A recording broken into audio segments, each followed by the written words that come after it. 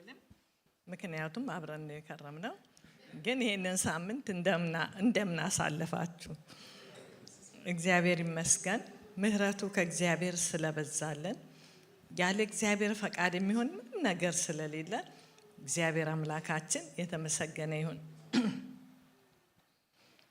እንግዲህ ያው ፓስተር እንዳለው ጀነራል ሜንተናንስ ገባሁ ወይ ብሎኛል።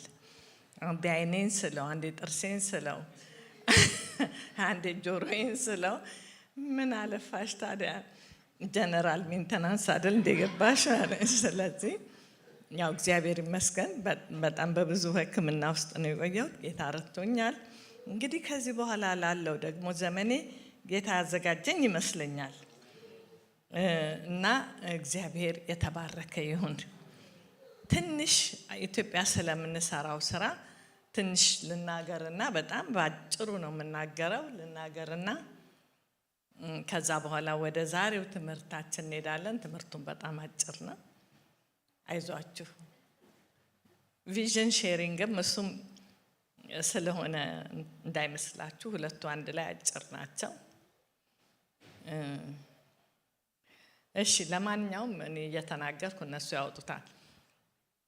አገልግሎታችን በፊት የሴቶች አገልግሎት ነው። ዲቦራ የሴቶች አገልግሎት ነበር። ዲቦራ አብሪ እና በየሀገሩ በየክፍለ ሀገሩ እየዞር እናስተምራለን በየአብያተ ክርስቲያናቱ እና ሰዎቹ ግን በሴቶች በኩል ቤተሰብን መድረስ፣ በሴቶች በኩል ልጆችን መድረስ በሴቶች በኩል ነበርና በኋላ ሲያዩን ስናስተምር ስለ ቤተሰብ ስለ ልጆች ስለ ወጣት ስናስተምር የእናንተ እኮ ትምህርት የሴቶች ብቻ አይደለም፣ ግን ዲቦራ አብሪ ስትሉ እኛን ታገሉናላችሁ እና ሁላችንን የሚያቅፍ ለምን ታይትል አይኖራችሁም ማለት ሚኒስትሪ ስም አይኖራችሁም የሚል የተደጋገሙ ቦታ ሰማን። እየሰሙ ፓስተሮችም ሌሎችም።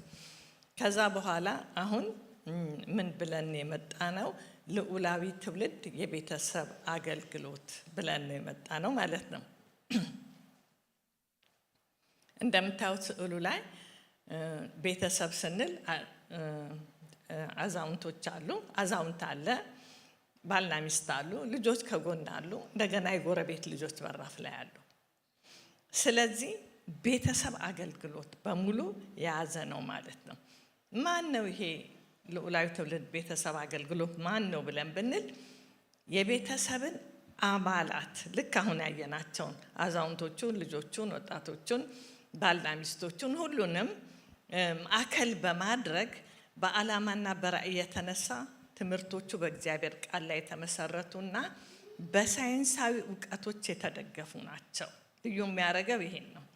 የኛ ሳይኮሎጂ አለው፣ ባዮሎጂ አለው፣ እንደገና የእግዚአብሔር ቃል አለው እና በዚህ ውስጥ ነው እና ምንድነው ዓላማችን? የሰውን መንፈሳዊ ህይወት እንደገና ስነ ልቦናውን ደግሞ እንዲሁም ደግሞ ምድራዊ ህይወቱን የሚዳስስ እንዲሆን ነው። ስለዚህ ዓላማው ምንድነው? ሙሉ የሆነውን አንደኛ ቆላስይስ 1:28 ላይ ሙሉ የሆነውን ሰው ለማቅረብ ሙሉ የሆነውን ባልና ሚስቶች፣ ሙሉ የሆነውን ወጣቶች፣ ሙሉ የሆነውን ሰውን ለማቅረብ ነው ማለት ነው። ራዕይ አለን። ራዕያችን ምንድነው? በሉዓላዊነት ባህሪ በመገለጥ በህብረተሰቡ ላይ መንፈሳዊ ተጽዕኖ የሚያሳድር ባለራዕይ ትውልድ ማፍራት ነው። ራዕያችን ይሄ ነው። በቃ ትውልድ ስንል ያው ትውልዱ ሁላችንንም ይዛል። ይሄ ትውልድ የኔም ነው፣ የወጣቶችም ነው፣ የትንንሾችም ነው። ትውልዱ የኛ ነው። ስለዚህ እነዚህን ማፍራት ነው ማለት ነው።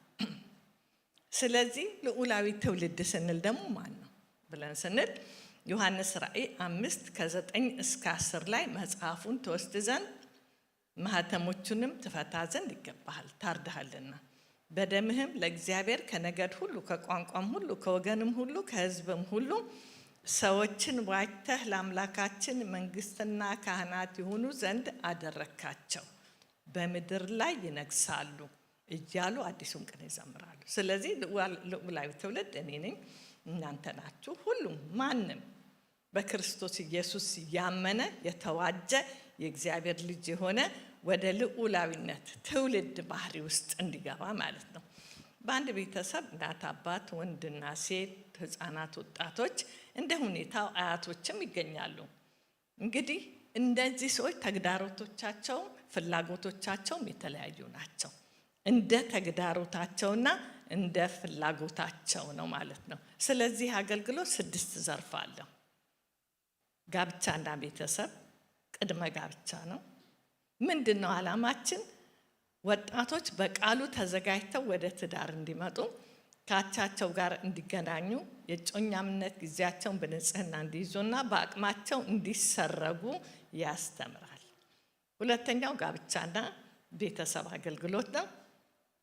ባልና ሚስት በፍቅር የሚጸና ትዳር እንዲመሰርቱ የቤተሰብ አገልግሎት አባላቱ ስፍራቸውን፣ ኃላፊነታቸውን፣ ስልጣናቸውን በማወቅ በሉዓላዊነት ባህሪና ተግባር የሚገለጽና ጤናማ ትውልድ የሚወጣበት ጠንካራ ቤተሰብ መገንባት እንዲችሉ ማስተማር ነው። ብቸኛ አሳዳጊዎች ናቸው። እነዚህ ደግሞ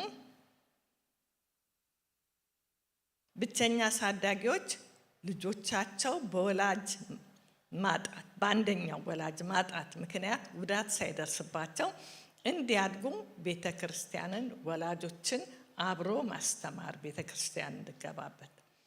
የወንዶችና የሴቶች አገልግሎት ነው ሁለተኛው።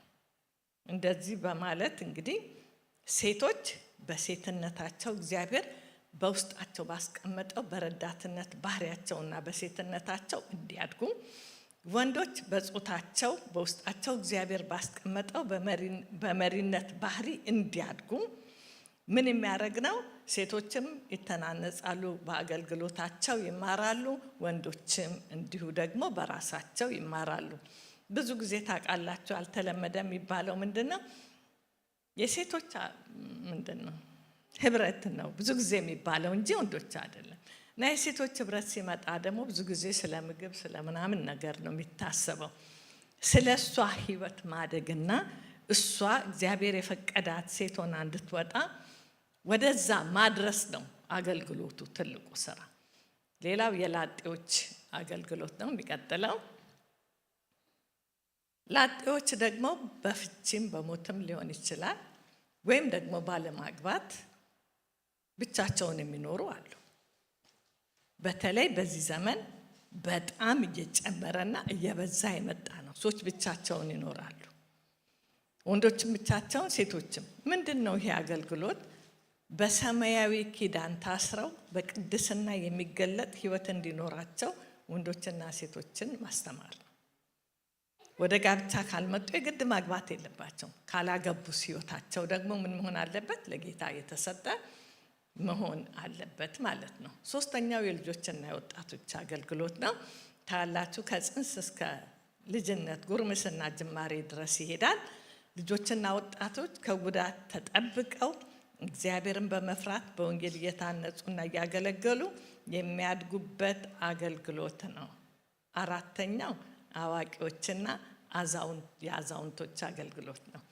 አዛውንቶች እርጅናን በዝግጅት እንዲገጥሙት በእድሜያቸው ያጠራቀሙትን እውቀት ለትውልዱ እያስተላለፉ እየባረኩ ጌታን እንዲገናኙ በእውቀትና በስነ ልቦና ማዘጋጀት ነው። መጀመሪያ ወጣቶች እርጅና አለ ወቁ፣ አዋቂዎች ተዘጋጁ።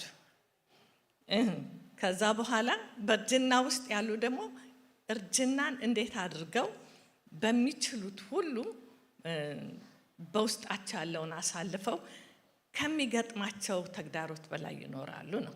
አምስተኛው የምክርና የጸሎት አገልግሎት ነው። ይሄ ያው ሰሌም ቢናገር ጥሩ ነው። ጸሎቱ የምክርና የጸሎት አገልግሎት ነው። ያው እኛም እነሱም አብረን በጸሎት ተያይዘን ስለምንሰራ ማለት ነው። ስድስተኛው የወንጌልና የህብረተሰብ አገልግሎት ነው። ይሄም አዲስ ነገር አይደለም፣ ቤተክርስቲያን ውስጥ በጣም ታረገው ነው። እኛ ግን ቤተሰቡ ወንጌል ውስጥ እንዲገባ ነው። እንደ ህብረት እንደ አንድነት ቤተሰቡ ወደ ወንጌል እንዲገባ ነው ማለት ነው። ስለዚህ ትምህርቱ እንዴት እናስተላልፋለን? በትምህርት ማዕከል ውስጥ በኢለርኒንግ፣ በብዙሃን መገናኛዎች፣ በመጽሔት፣ በበራሪ ጽሑፍ፣ በሴሚናር፣ በአጥቢያ ቤተክርስቲያናት እና ወደፊት ደግሞ በትምህርት ቤቶች ውስጥ እንዲተላለፍ እንፈልጋለን ማለት ነው። ለምሳሌ ትንሽ እንድታዩ ምንድነው ትምህርቱ ከሌላው ትምህርት ወይም ደግሞ ኮሌጅ በምን ይለያል ብላችሁ ብትሉ ትምህርታችን ራእያችንን የሚገልጽ ነው። ለምሳሌ ባለ ራእይ ትውልድ፣ አዲስ ቅሬታ ትውልድ፣ ስነ ፍጥረት፣ የቤተሰብ አመሰራረት፣ ስብዕናና ጾታዊነት፣ የህይወት ዋጋና ክብርነት፣ የወላጆች ሚና ከውልደት እስከ ጉርምስና፣ ወጣትነት፣ እምቅ ኃይል፣ የትውልዱ ተግዳሮቶች እያለ ይቀጥላል። የለም ባይብል ኮርስ የለም ማለት አይደለም። እዚህ ውስጥ ባይብል ኮርስ ሊገባ ይችላል። ነገር ግን እነዚህ ቤተሰብን በማማከል የሚዘጋጁ ኮርሶች ናቸው ማለት ነው።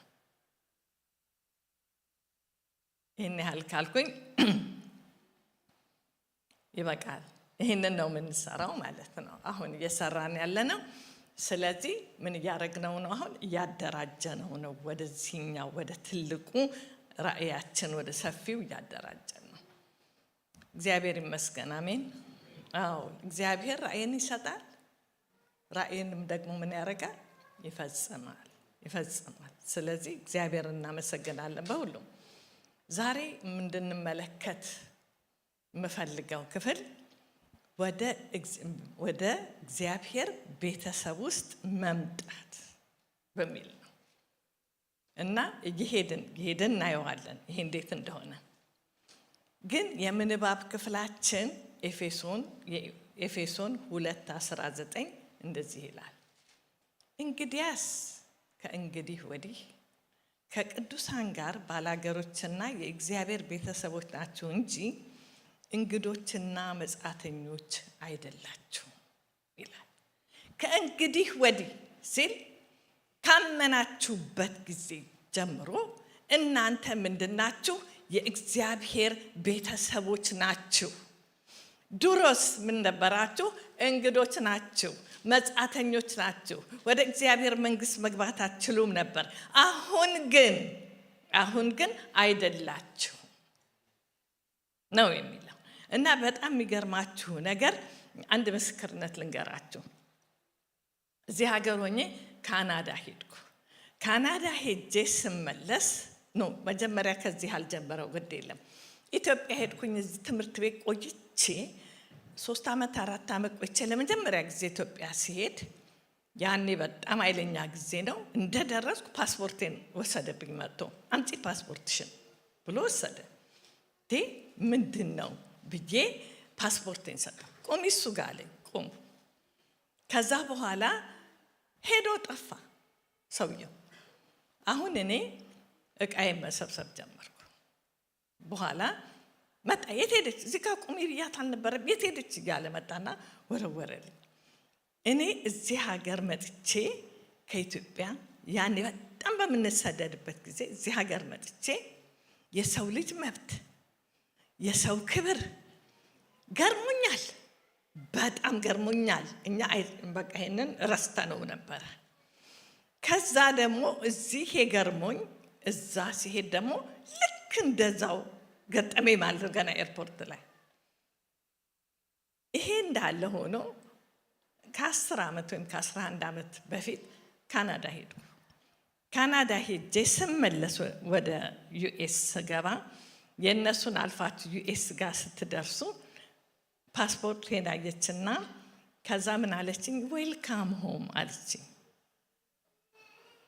እግዚአብሔር ሆይ አልኩኝ።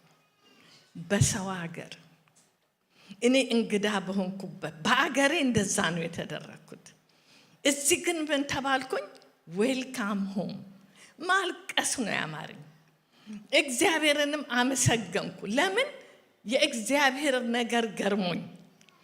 ስለዚህ ዛሬ ምንድነው የምላችሁ? ወደ እግዚአብሔር ቤተሰብነት እንኳን ደህና መጣችሁ። ዌልካም ሆም። በእውነት እስከ ዛሬ ድረስ 10 ዓመት ነው ባሰብኩት ቁጥር በጣም ደስ ይለኛል። ምክንያቱም ልክ ነው አሁን እዚህ ላይ ባንልም የእግዚአብሔር ቤተሰብ በእግዚአብሔር የተመሰረተ ነው። መስራቹ እግዚአብሔር ነው። ቤተሰብ የሚለው ቃል ምንን ይዛል? ቤትን ይዛል፣ ከዛ በኋላ በቤት ውስጥ የምንኖረውን እኛን ይዛል። ከዛ በኋላ ደግሞ ምንድነው የተለያዩ ቤተሰቦችን በግሩፕ ይዛል ማለት ነው። ቤተሰብ ብለን ስናስብ ይሄንን ነው የምናስበው። የመጀመሪያው መንፈሳዊ ቤተሰብ ነው። የመጀመሪያው ላይ ነው። እግዚአብሔር ቤተሰብ አለው። የቤተሰብ መሪ ነው እግዚአብሔር። ቆሮንቶስ 2 ከ6 እስከ 16 እኛ የሕያው የእግዚአብሔር ቤት ነን ይላል። እንግዲህ ምን እናስባለን? ቤተሰብ ስንል ቤትና ነዋሪዎቹን እናስባለን። ስለዚህ ምን ይላል? እኛ የሕያው እግዚአብሔር ቤተ መቅደስ ነንና እንዲሁም እግዚአብሔር እንደተናገረ እንዲህ ሲል በእነርሱ እኖራለሁ፣ በመካከላቸው እመላለሳለሁ፣ አምላካቸው እሆናለሁ፣ እነርሱም ሕዝቤ ይሆኑኛል። ወደ ዕብራውያን 3:6 ላይ እኛ የምንደፍርበት የምንመካበት ተስፋ እስከ መጨረሻ አጽንተን ብንጠብቅ ቤቱ ነን። የማን? የእግዚአብሔር። እግዚአብሔር ስንል የማን? የመንፈስ ቅዱስ፣ የእግዚአብሔር አብ፣ እንደገና ደግሞ የጌታ የኢየሱስ ክርስቶስ ቤት ነን። ተመልከቱ፣ እኛ ምን ሆነን? ቤቱ። ስለዚህ ይሄ ቤት መጀመሪያ መንፈሳዊ ነው፣ ምድራዊ አይደለም፣ መንፈሳዊ ነው። ከዛ በዚህ ቤት ውስጥ በእግዚአብሔር ውስጥ እንኖራለን። እንደገና ደግሞ እግዚአብሔር በእኛ ውስጥ ምን ይሆናል? ይኖራል። ይሄን እናውቃለን። ብዙ ጊዜ የሰማነውም የተናገርነውም ነው። በመንግስተ ሰማያት ውስጥ የምንኖርበትን ሁኔታ ያመለክታል። በዚህ የምንኖረው ኑሮ ማለት ነው። በቤቱ ስንሆን ምን ይላል? ከኛ የሆነ ያደረግነው ወደፊትም የምናደርገው ነገር እሱን ጽድቃችን የሚመጥን ምንም አይኖርም። ምን ስለሆነ? ስለወደደን፣ ስለፈለገን፣ ሳንጠይቅ፣ ሳይገባን ምን ሆነ? ቤቱ አደረገን። ቤቱ ሆነን፣ ቤተ መቅደስ ሆነን ማለት ነው። እንግዲህ ይሄ ቤት የተመሰረተው በአንድ አምላክ በእግዚአብሔርና በሶስትነት በተገለጠው በአብ በወልድ በመንፈስ ቅዱስ ነው የተመሰረተው። ስለዚህ የሶስቱን ሁኔታ እንመለከታለን። ምን ይላል ጳውሎስ በሁለተኛ ቆሮንቶስ 13:14 ላይ የኢየሱስ ክርስቶስ ጸጋ እዩ። ምን ይላል? የኢየሱስ ክርስቶስ ጸጋው ያለምንም ምክንያት የወደደን፣ የኛ ነገር ምንም ቢሆን ጸጋን ሊያመጣ በማይችል ሁኔታ የተወደድንበት ኢየሱስ ክርስቶስ ተቀባይነት፣ ጸጋ፣ የእግዚአብሔር ፍቅር፣ የመንፈስ ቅዱስ ህብረት ከሁላችን ጋር ይሁን። ምኑ ይሁን ይላል? ጸጋው፣ ፍቅሩና ህብረቱ እግዚአብሔር ውስጥ ያለው ምን ይሁን? እኛ ውስጥ ይሁን። ቤተሰብ ውስጥ ይሁን፣ እኔ ውስጥ ይሁን፣ እንደ አካል ደግሞ በቤተ ክርስቲያን ውስጥ ይሁን ነው የሚለው። እግዚአብሔር በአንድነቱና በሶስትነቱ በውስጣችን መኖር ማለት ምን እንደሆነ እንግዲህ አስቡ። ፍቅሩ ሁል ጊዜ ምን ይለናል? ያረሰርሰናል፣ ይሰራናል፣ ያበጀናል፣ ያጽናናናል። እንደገና ጸጋው ደግሞ ሁል ጊዜ ምን ያደርጋል? ደግፎ ይይዘናል። ተስፋችን ዕለት ዕለት እንዳንወድቅ ይመራናል። በሁሉ ነገር ውስጥ ጸጋችን ይለቀቅልናል። እንደገና ደግሞ ህብረት ውስጥ ምን ያደርገናል? ከእግዚአብሔር ጋር በመንፈስ ህብረት እንድናደርግ፣ በዛልን ጊዜ እንደገና እንድንታደስ፣ እንደገና እዚህ ውስጥ አብ ፍቅሩን ይዞ፣ ወልድ ጸጋውን ይዞ፣ መንፈስ ቅዱስ ህብረቱን ይዞ ቤት ሆነን ቤት። ስለዚህ እስቲ እንደዚህ ብላችሁ አስቡ። እኔ ቤት ነኝ፣ ያንተ መኖሪያ። መጀመሪያ ጌታ ምን አለ? መንፈስ ቅዱስ ይመጣል፣ በእናንተ ይኖራል። ከዛ መንፈስ ቅዱስ መጣ። ከዛ ደግሞ ጌታ ምን አለ? አሁንም መለሰና እናንተ በእኔ ብትኖሩ፣ እኔ በእናንተ ብኖር የወደዳችሁትን ለምኑ ይሆናል። እሱ በማ ውስጥ ነው ደግሞ ጌታ ያለው በአባቱ ውስጥ ነው። እኔና አብ ምንድነን? ወደ እናንተ እንመጣለን፣ መኖሪያ እናደርጋለን። ተመልከቱ፣ ክርስቶስ ኢየሱስ፣ እግዚአብሔር አብ፣ መንፈስ ቅዱስ። በጣም ብዙ ጊዜ ስናስብ ምንድነው ብለን የምናስበው መንፈስ ቅዱስ ብቻ በልባችን እንዳለ፣ እግዚአብሔር ሩቅ እንደሆነ፣ ኢየሱስ እንኳን ሩቅ እንደሆነ ባናስብም መንፈስ ቅዱስ ይገልጠዋል ብለን ብንልም ግን ዋናው ምንድነው? መንፈስ ቅዱስ ኢየሱስ እግዚአብሔር አብ በእኛ ውስጥ ነው። አይገርም? በጣም የሚገርም ነው። ይሄንን የእግዚአብሔር መኖርኛ ውስጥ ይሄን ቤት ቤተ መቅደስ አረገው። ይሄንን ቤት እኔን ቤተ መቅደስ አረገኝ፣ እናንተን ቤተ መቅደስ አደረጋችሁ። ለምን? ይሄ ስላለ። እንግዲህ ይሄ ቤተ መቅደስ የተሰራው በምንድን ነው? በጸጋ ነው፣ በፍቅር ነው፣ በህብረት ነው። ህብረት ከማን? ከእግዚአብሔር ጋር። ጸጋ በማን? በክርስቶስ። ፍቅር በማን? በእግዚአብሔር አብ። በዚህ ነው ማለት ነው። ስለዚህ ይሄ ዕጣኑ አሁን ቤተ መቅደስ ምን ይላል ታውቃላችሁ? ሁላችን ባክግራውንድ ከኦርቶዶክስ ያለን ዕጣን ያጥናሉ። እጃቸው ሳይቀር ይሸታል። እንደዚህ ሲባርኳችሁ ዕጣን መጽሐፉ ሳይቀር ይሸታል፣ ቤቱ ሳይቀር ይሸታል። ምክንያቱም ያለማቋረጥ ምን ይደረጋል? ይታጠናል። እና ምን እንላለን እኛ ወደዛ ስንሄድ ሽታውን ስናሸት ምንም አይናችን እንኳን ጨፈነን ብንሄድ ቤተ ክርስቲያን ውስጥ እንደገባ እናውቃለን። ዕጣን ይሸታል። የኔና የእናንተስ ህይወት ቤተ መቅደስ በምንድን ነው የሚታጠነው?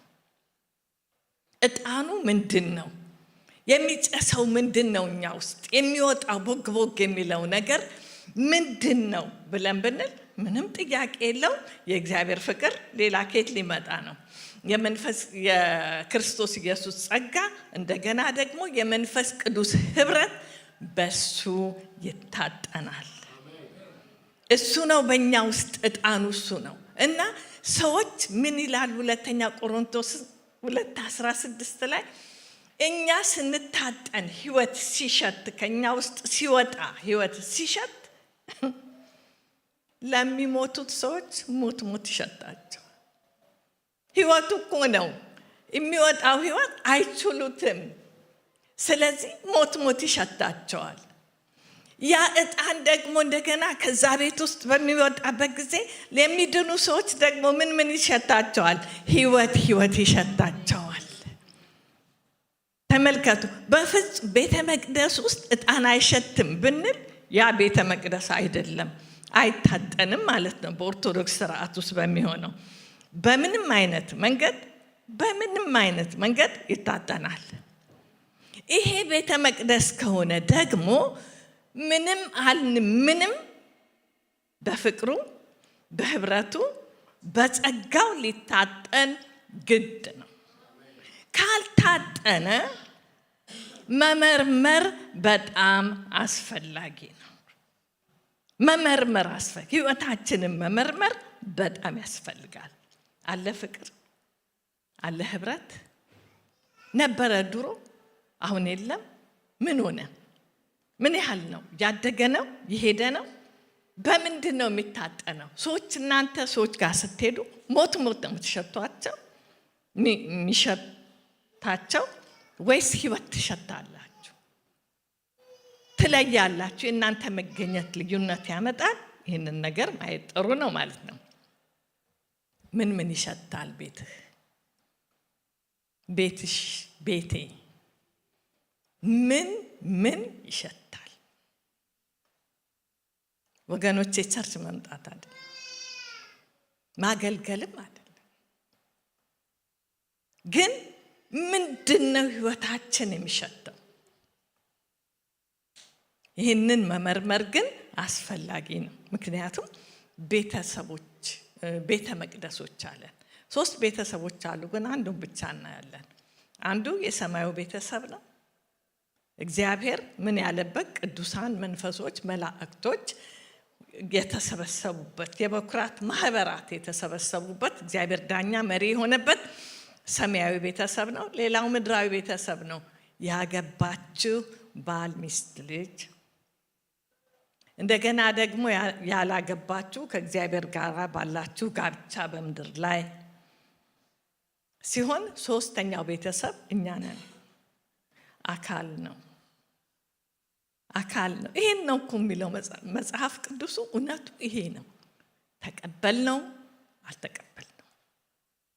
የእግዚአብሔር ቃል ግን እኛ ስለተቀበልነው የሚጨምረው ነገር የለም፣ እኛ ስላልተቀበልን ግን የሚቀንሰው ነገር የለም። ቤተ ክርስቲያን ቤተሰብ ነው። አሁን እንግዲህ እንመልከት ሰማያዊ ቤተሰቡን። እንደዚህ ይላል ወደ ዕብራውያን ጳውሎስ 12 ከ22 እስከ 24 ላይ ነገር ግን ወደ ጽዮን ተራራና ወደ ሕያው እግዚአብሔር ከተማ ደርሳችኋል። የት ደረሳችሁ ይላል? ወደ ጽዮን ተራራ ወደ ሕያው እግዚአብሔር ከተማ አለ ማለት ነው። ምንም ጥያቄ የለው። ቤት አዳም ቤት ቢሆን ቤት ብትሆን ፀሐዬ ቤት ብትሆኚ እና ሁላችሁም ቤት ብትሆኑ ናችሁ። ምንድን ነው የምንባለው? ይሄ ቤት ምን ይባላል? ከተማ አይባልም እንዴ? ቤቶች ብዙ ያሉበት ነው ከተማ አይደለ? ባላገር ደግሞ ቤቶች ተራርቀው የተሰሩበት ነው ያለማ። እንግዲህ ምንድነው ማለት ነው? እኛ የንጉሱ የመኖሪያ ኢየሩሳሌም ይሄ ቤተሰብ የእግዚአብሔር ከተማ ነው። በሰማይም ይሄ የኛ ህብረት እዛ ምኑ ነው? ለእግዚአብሔር ምንድነው? ከተማው ነው። ቤት የተሰራበት ነው ከተማ። እስቲ ተመልከቱ ስንት ቤት አለ ብለን እስቲ እንቁጠር። እግዚአብሔር ስንት ቤት አለው? እኔን 1 እናንተን 2 3 4 ያልን እንቁጠር። እሺ ጥሩ። እግዚአብሔር እኔ ቤት ሲመጣ እሰይ ልጄ ቤት መወዳት ልጄ እኔ ቤት ሲመጣ እሷ ቤት ሄዳለሁ፣ አረፍ እላለሁ፣ ፍቅርም መገባለሁ፣ ምስጋናም መገባለሁ፣ አምልኮም መገባለሁ፣ ህብረት መገባለሁ፣ ከእሷ ጋር ህብረት አደርጋለሁ። እሰይ ወደ እሷ መጣሁ ይላል ወይስ ይመጣና ቤቱ ነን ብለናል፣ ቤቴ ነው ብለዋል፣ ሚከፍት የለም። ያቺ ማህሌ ምን አለች? ተነሺ ይሄውና ክረምቱ አለፈ፣ በጋው መጥቷል፣ የአበባ ጊዜ ደርሷል፣ በጣም ደስ የሚል ጊዜ ነው፣ በዓለት ውስጥ በንቃቃት ውስጥ ነው ያለሽ፣ ውጪ ሲላት ትንሽ ቆይተህና ተመለስ፣ በኋላ ቀኑ ሲመሽ መሸትሸት ሲል እንላለን። ዛሬም ተመለስ፣ ነገ ቀኑ ሲመሽ ነገም ተመለስ እንላለን። ወይም ደግሞ እንከፍትና በቃ ግባ እዚህ ጋር ቁጭ በል እንለዋለን። ከዛ በኋላ ህይወቴን ሲያየው ፍቅር የለም፣ ጸጋው የለም፣ ህብረቱ የለም፣ አምልኮም ከኔ የሚወጣ የለም። ያይና አዝኖ ይሄዳል ወይስ እግዚአብሔር ይደሰትበታል?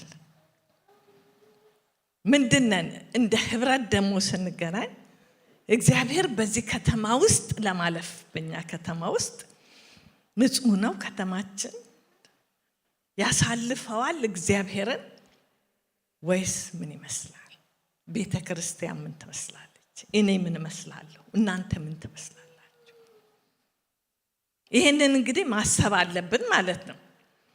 ግን ወደ እግዚአብሔር ከተማ ደርሳችኋል ሲል ወደ ሰማያዊቱ ኢየሩሳሌም በደስታ ወደ ተሰበሰቡ አእላፋት መላእክት። ምንድነው እነዚህ መላእክት ስራቸው? የእግዚአብሔርን ፈቃድ ማገልገል፣ እግዚአብሔርን ማመስገን። እዛ ጋር ነው የደረሳችሁት። ፈቃዳችሁን የምታገለግሉበት ተዋችሁት። ከእንግዲህ በቃ አለቀ።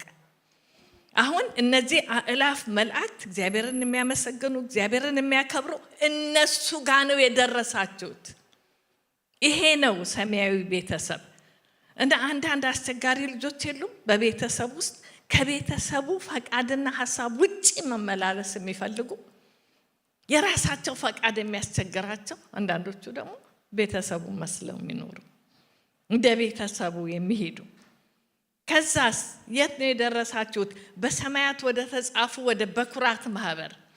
እነዚህ በኩራት ማህበር ትግሉን አሸንፈው ለጌታ ኖረው መስዋዕት ሆነው ተሰጥተው በማይቻልበት ሁኔታ ውስጥ የሚያስችለውን ክንዱን ገልጸው ተአምራቱን ገልጸው የኖሩ በኩራት ማህበሮች ናቸው። እነሱ ጋር ስትገቡ እነሱ ስታዩ እነሱ ነው የምትመስሉት። እነሱ ነው የምናያቸው፣ ምሳሌዎቻችን ናቸው። የበኩራት ማህበር ጌታ ኢየሱስ ክርስቶስ መሪ የሆነበት የሁሉም ዳኛ ወደሚሆን ደግሞ ወደ ማን መጣችሁ? ወደ እግዚአብሔር። ይሄ ከተማ ይሄ ነው ያሉበት ሰዎች፣ ከተማውን የሰሩ ሰዎች እነዚህ ናቸው። እኛም እነሱን የመሰለ እነሱ የሰሩትን የመሰለ ሆነን ልንሰራ ወደ እነሱ ገብተናል ማለት ነው። ከዛ ምን ይላል? የአዲስ ኪዳን መካከለኛ ወደሚሆን ወደ ኢየሱስ ደርሳችኋል። ከዛስ ከአቤል ደም ይልቅ የሚሻለውን ወደሚናገር ወደ መርጨት ደም ደርሳችኋል። በጣም የሚገርም ነው እኮ በእውነት ወገኖቼ።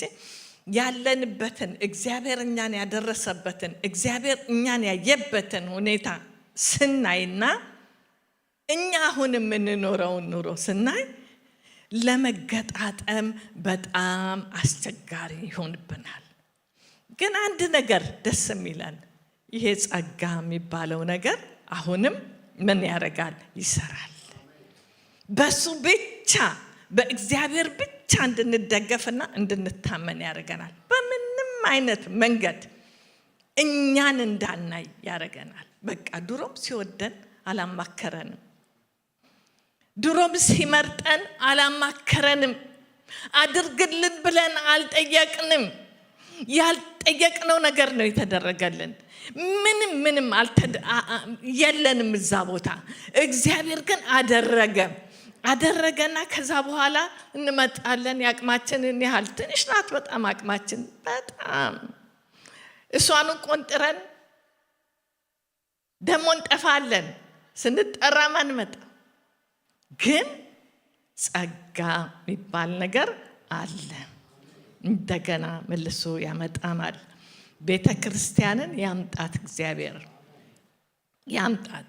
ወደዚህ ከተማ የደረስነው በእርግጥም በሀብትም በዘርም በእውቀትም አይደለም። ነገር ግን ከክርስቶስ ኢየሱስ በመንፈስ ቅዱስ በመወለዳችን ብቻ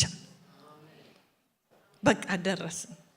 የሚገርመው ወደ መቼም ሄደን እሱን አናይም እንጂ ዓለም ከመፈጠሩ በፊት የመረጠን ይላል። አሁን እሱ ጋር መሄድ የለብንም፣ ግድ የለም። እዚህ ጋር እንምጣ እንጂ የሚገርም ነው። ምን አየብኝ? ምን አየብሽ?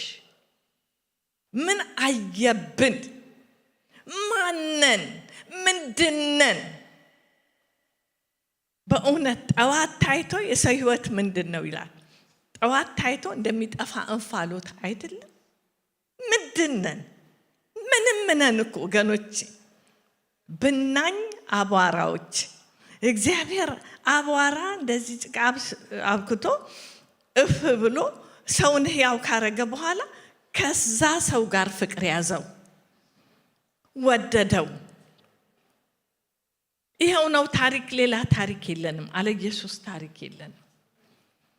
ከዛ በኋላ ወደ መስቀሉ ስንመጣ ይሄ ልጅነት እንዴት መጣ ብለን ብንል መስቀሉ ከላይ ወደ ላይ ከእግዚአብሔር ጋር ምን ያደርገናል? ያስታርቀናል። ደም ፈሶበታል መስቀሉ። የመታረቂያ ደም አለ እዛ ላይ። ከዚህ ወደ ጎን መስቀሉ እኔን ከእናንተ ጋር እናንተን ከኔ ጋር ያስታርቃል። ይጠራል ወደ ሴንተር፣ ወደ መካከሉ፣ ወደ ልቡ፣ ወደ እግዚአብሔር ይጠራናል፣ ያስታርቀናል። ምን እንድንሆን? ለምን አስታረቀን? እኔና እናንተን ለምን ወደ አንድነት አመጣን? እንድንወርስ አብረን ወንድማማች እህትማማቾች እንድንሆን። በጣም ይገርማል። ሩቅ ነው አይደል? ሩቅ ይመስላል። ምክንያቱም በቤተ ክርስቲያን ውስጥ ነው ብዙ ጠላትነት ያለው። ከዚህም የተነሳ ቤተ ክርስቲያን እርስ በርስ ወደ እርቅ ልትመጣ ስላልቻለች አብረን መውረስ አልቻልንም። ለምን? ዛሬ ልንወርሳቸው ያሉ የእግዚአብሔር ልጆች በውጭ አሉ፣ ልንወርሳቸው አልቻልንም። ዛሬ ልንወርስ ያልነው ክብሩ አለ፣ ልንወርስ አልቻልንም። ፈውሱ አለ፣ ልንወርስም አልቻልንም። ዛሬ ይሄ የእግዚአብሔር የተስፋ ቃል የተነገረውን በሙሉ ልንወርሰው የኛ ሊሆን እግዚአብሔር ሰጥቷል። ልጁን ሲሰጥ አንድ ጊዜ ግን አልቻልንም። ለምን? ሁል ጊዜ ወደ መስቀሉ አንመጣም። ከመስቀሉ ርቀን ነው የምንመላለሰው። ወደ መስቀሉ ስንመጣ ያርቀናል፣ ይታረቃል። ድሮ እናቴ ደጋን ስታርቃቅ ነበረ። ታጎብጠዋለች እንደምትፈልገው እንዲሆን። እግዚአብሔር እንዲህ ያደርገናል። አብረን እንድንወርስ አስታረቀን እርስ በርሳችን።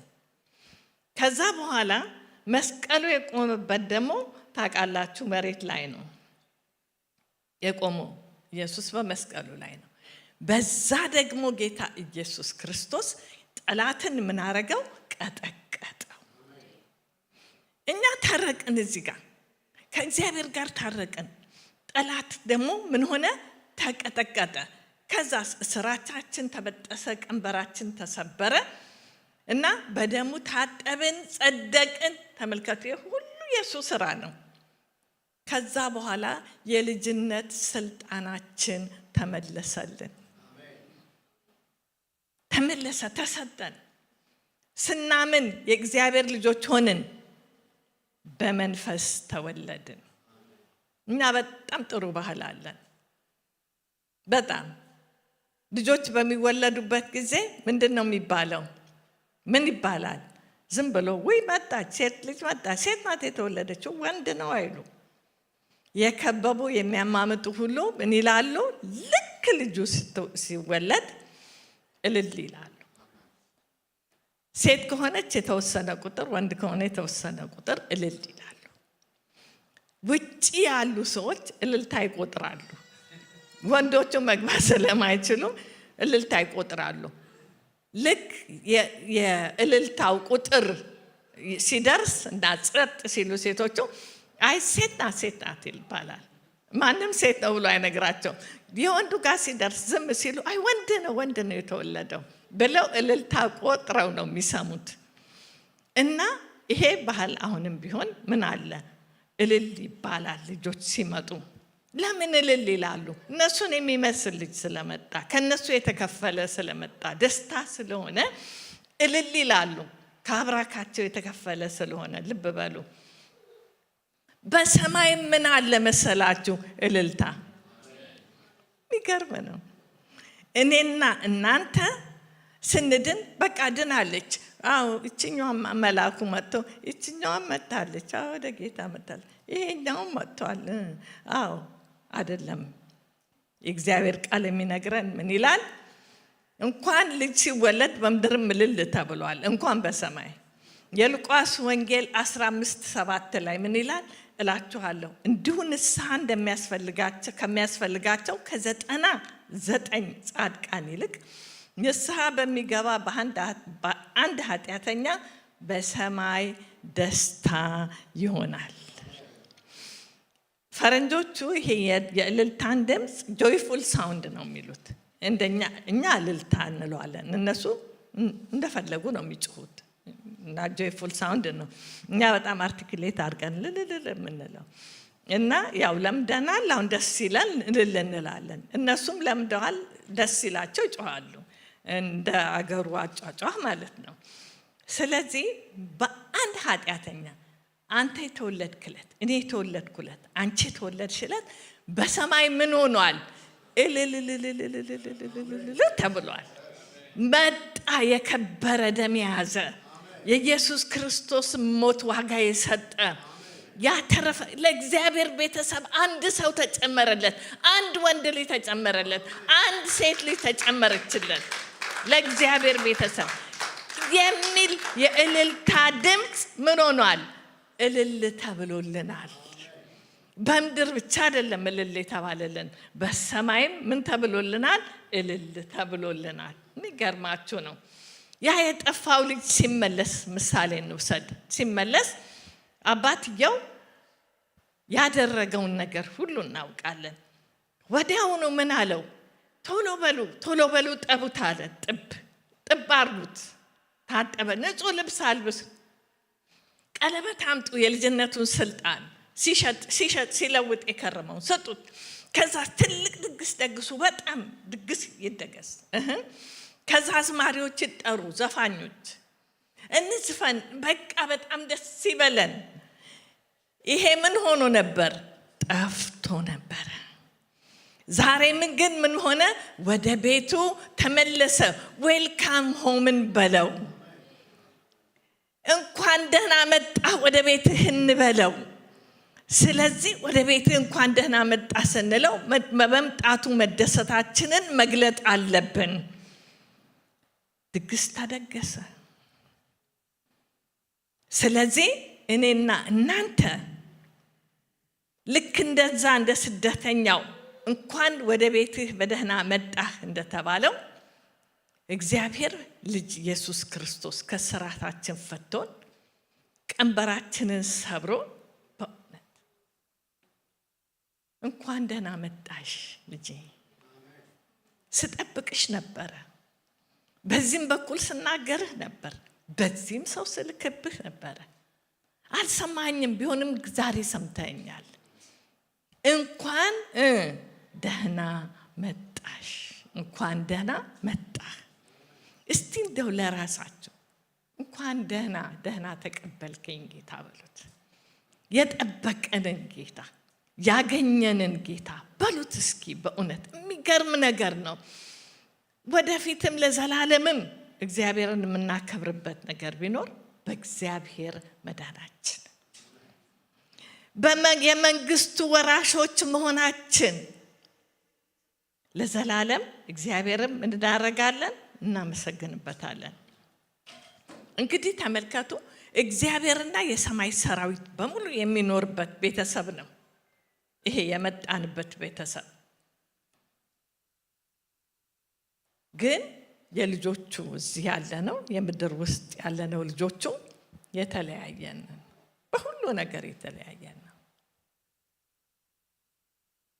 ምን አይነት ልጆች ናቸው? አሁን ከሌ እንዲህ አይነት ልጅ ናት፣ ከሌ እንዲህ አይነት ልጅ ነው ማለት ተውና፣ እናንተ ወደዚህ ወደ ሰራዊቱ ውስጥ የተጠራችሁ የእግዚአብሔር ልጆች ምን አይነት ናችሁ?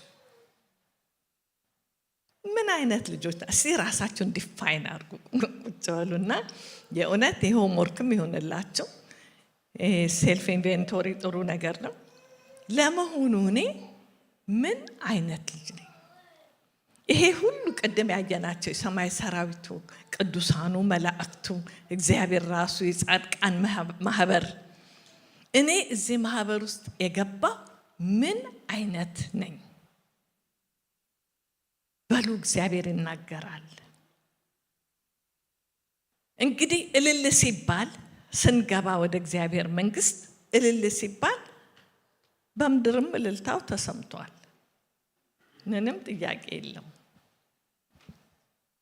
መቼ ማድኖ ሰማን ልትሉ ትችላላችሁ፣ ግን ተሰምቷል። የሰማችሁትም የመጀመሪያው እናንተው ራሳችሁ ናችሁ። ይሄን እልልታ ካልሰማችሁ እልልታውን እንድትሰሙ ወደ ጌታ ኢየሱስ ክርስቶስ ነው። ያልሰማችሁ ግን እናንተ ራሳችሁ ሰምታችሁታል። እዛ እልል ሲባል እዚህ ፍቅሩ ዱብ፣ እዛ እልል ሲባል እዚህ ጸጋው ዱብ፣ እዛ እልል ሲባል እዚህ ህብረቱ ዱብ አላለም? በህይወታችሁ ምን አይነት ነበራችሁ? እናንተ የምትገርሙ ሰዎች ሆናችሁ አልተባላችሁም? ተለወጣችሁ እኮ በቀን በቀን ምንድነው በእናንተ ላይ የምናየው አልተባለም? የዛ እልልታ በእኛ ህይወት ውስጥ አስተጋባ። የሰማይ እልልታ ይታያችሁ። በጣም እኮ የሚገርም ነገር ነው። እኛ ራሳችን ሌላ ሰው ሆንን። በቃ ጴንጤ መፈለግ፣ የት ነው ያሉት? አብረን እንሁን፣ እንጸልይ፣ እንደዚህ እንሁን፣ በቃ ያለንን መስጠት። እኛ ራሳችን ተለወጥን። ለምን? እልልታው የተስተጋብቷል። እዚህ እኔ ውስጥ እናንተ ውስጥ ተስተጋባ የሰማይ እልልታ። ወገኖቼ ይሄን የተስተጋባውን እልልታ ምን እንድናደርገው ይፈልጋል እግዚአብሔር? ሁል ቀን በትክክሉ ይዘን እንድናድግበት ይፈልጋል። በፍቅር ውስጥ፣ በህብረት ውስጥ፣ በጸጋ ውስጥ፣ በግልና በህብረት ሆነን እንድናድግ ማለት ነው። ስለዚህ እኛ እልልታ የተደረገልን እልልታ በውስጣችን የሚያስተጋባ ሰዎች ከሌሎች ቅዱሳኖች ጋር በሰማይ ካሉ ቅዱሳኖች ጋር ሆነን ለዚህ ንጉሥ እልል ልንልለት ይገባል። እልል ልንልለት። እኔ ባደኩበት ባህል በጣም ወደው አንድ ካልቸር አለ። ሙሽራ ተድራ ባሏ ቤት ስትሄድ ልጃገረዶች ይሰበሰቡና አንድ ዘፈን ይዘፍናሉ። ምን ይላሉ? አሴር ታስተረጎማለን። አየ ለጎሺ እልል ቤለም ውጪ ይላሉ። አንቺ ሙሽራ የመጣሽው ለዚህ ለጀግና ምን ብለሽ ውጪለት? እልል እያልሽ ውጪለት፣ ከፍ አድርጊው፣ አስደስችው። ምክንያቱም መሪ ነው እሱ እዛ ቤትና አንቺ ለሱ እልል ብለሽ ውጪ የሚል የራሱን የቻለ ልጃገረዶች ተሰብስበው የሚዘፍኑት ዘፈን አለ። ተመልከቱ። እኛ እልል ብለን ምን ልንወጣ ለማን? ለዚህ በሰማይ እልል ላስባለልን ጌታ እንኳን ደህና መጣሽ ወደ ቤትሽ ላለን ጌታ እኛ ምን ልንል ይገባናል? እልል ብለን ልንወጣ ይገባል። ምን ይላል? በራእይ ውስጥ 5:12 ላይ እስከ 18 በታላቅም ድምፅ የታረደው በግ ኃይልና ባለጠግነት፣ ጥበብን፣ ብርታትን፣ ክብርን፣ ምስጋናን፣ በረከትም ሊቀበል ይገባዋል። እልል እንላለን። ይገባሃል። ሃሌሉያ።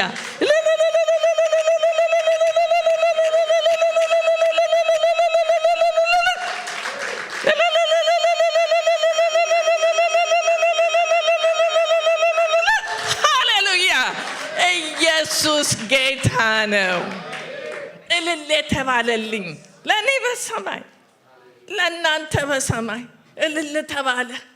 አይገርምም? ይሄ ጌታ እኛ አብዝተን ለሱ እልል ብንል ይበቃዋል? አይበቃውም። እነዚህ እንኳን ምን አሉ? ባለጠግነት፣ ክብር፣ ኃይልን፣ ብርታትም ይገባዋል። በሰማይና በምድርም ከምድር በታች በባህር ላይ ያለ ፍጥረት ሁሉ በእነርሱም ውስጥ ያለ ሁሉ ምን አሉ? ይታያችሁ። በሰማይ ያለ በባህር እንደገና በቃ የተፈጠረ ፍጥረት በሙሉ ነው። ምን አሉ መሰላቸው? እነሱ ደግሞ በረከትና ክብር ምስጋናም ኃይልም ከዘላለም እስከ ዘላለም በዙፋኑ ላይ ለተቀመጠው ለበጉ ይሁን። ሃሌሉያ።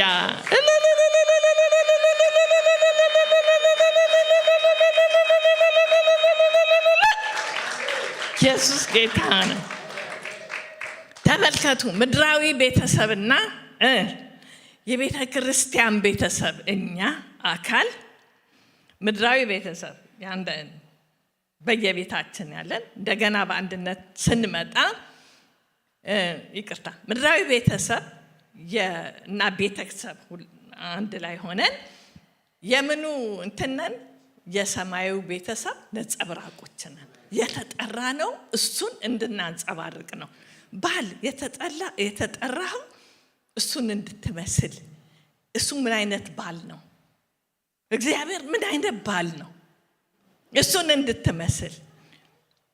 ሚስት የተጠራሽው ጌታ ኢየሱስ ክርስቶስ ውስጥ ያለው ባህሪ የመገዛት የሰሚሽን ባህሪ ምን አይነት ነው?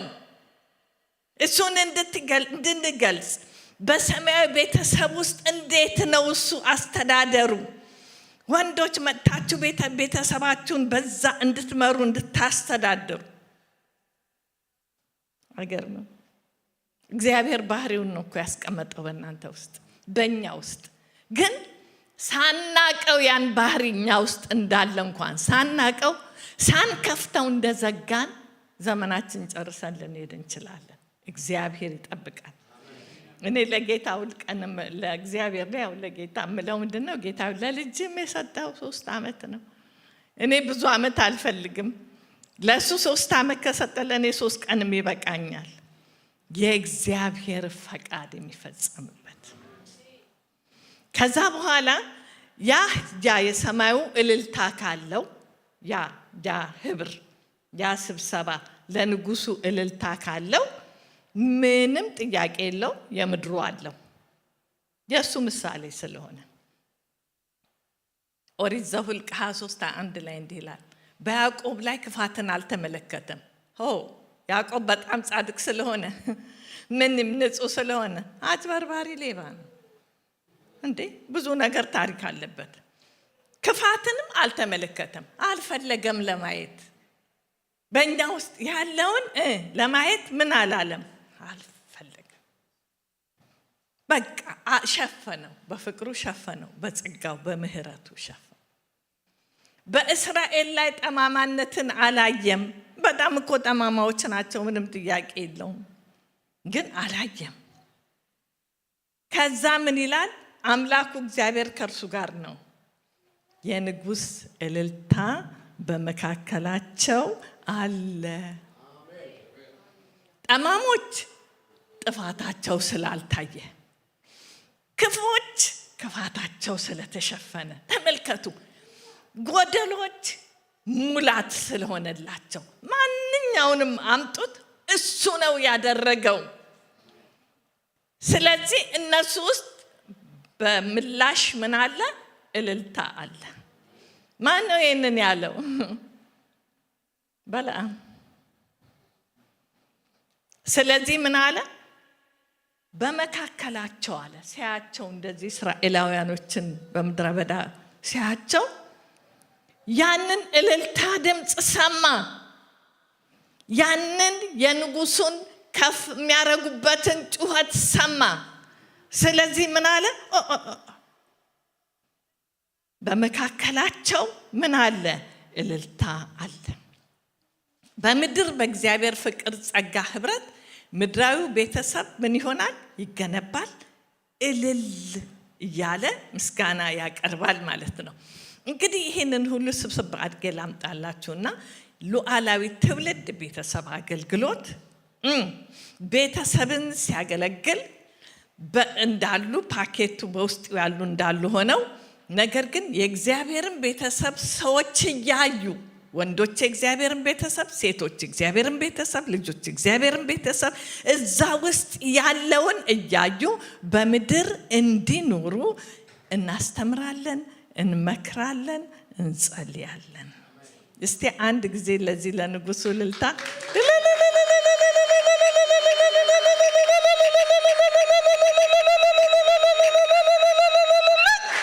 ሃሌሉያ! ኢየሱስ ጌታ ነው። ፓስተር ወደዚህ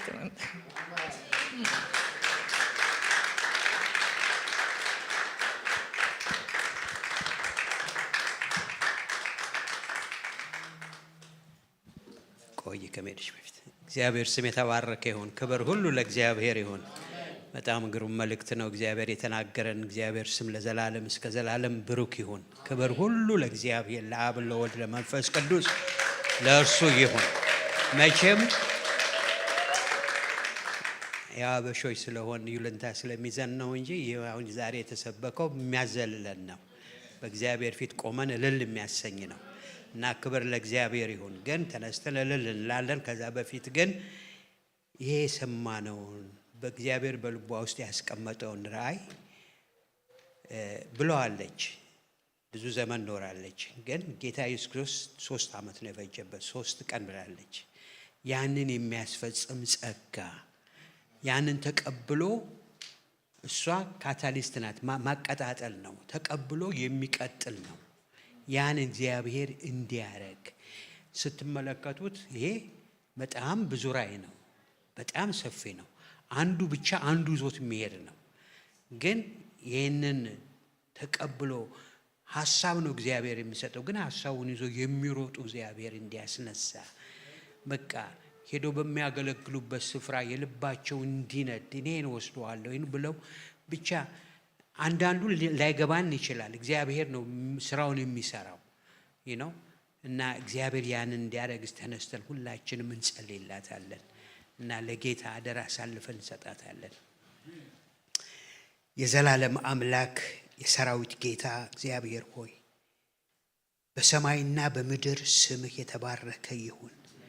በሰው ልብ ውስጥ እግዚአብሔር ሆይ ራእይን የምታስቀምጥ፣ ጩኸትን የምታስቀምጥ፣ መፈለግን የምታስቀምጥ ቃልህ እንደመጣለን ከኛ ሳይሆን ከአንተ ስለሆነ ስምህ የተባረከ ይሁን።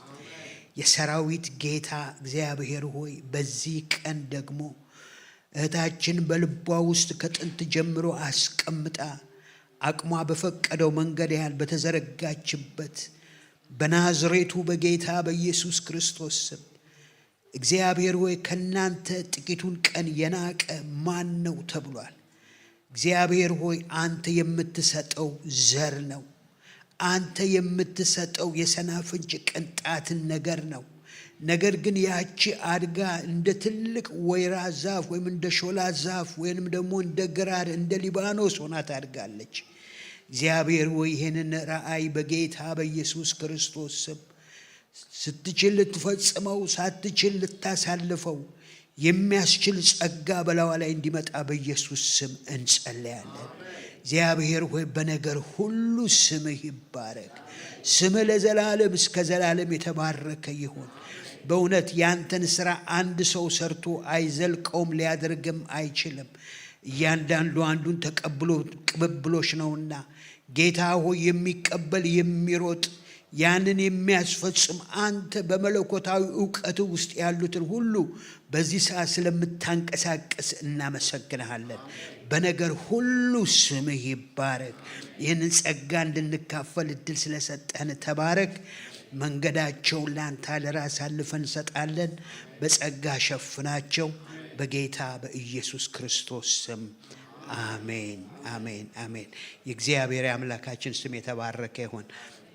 ትነሻለች መጽሐፍ ቅዱስ ሲናገር መዝሙር 80 ላይ በጣም የሚገርም ነገር ነው። ዛሬ ስለ እግዚአብሔር ከተማ ብዙ ትናገር ነበርና መዝሙር 45 መዝሙር 46 የእግዚአብሔር ከተማ ይላል ፈሳሾች ያልፍባቸዋል ይላል። የእግዚአብሔር ከተማ ፈሳሾች ያልፋል ማለት መንፈስ ቅዱስ እየመጣ በከተማው ውስጥ ያልፋል፣ በእኛ ውስጥ ያልፋል ማለት ነው። ይህን ነበር እግዚአብሔር ሲተርክልን የቆየውና ክብር ለእግዚአብሔር ይሁን። መጽሐፍ ቅዱስ ምን ይላል?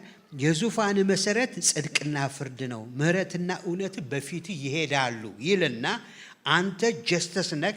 የዙፋን መሰረት ጽድቅ ነው፣ ፍርድ ነው፣ ከፊት ደግሞ ምህረትና እውነት ይሄዳሉ ይልና ከዛ በኋላ ቀጥሎ ያለው ቃል ምንድነው? እልልታ የሚያውቅ ህዝብ ምስጉን ነው፣ አቤቱ በፊት ብርሃን ይሄዳሉ።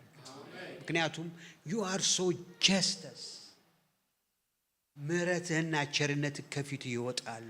ስለዚህ የኛ ምላሽ ምንድነው? እልልታ እንልልሃለን የምንለው ነገር ነው። እስቲ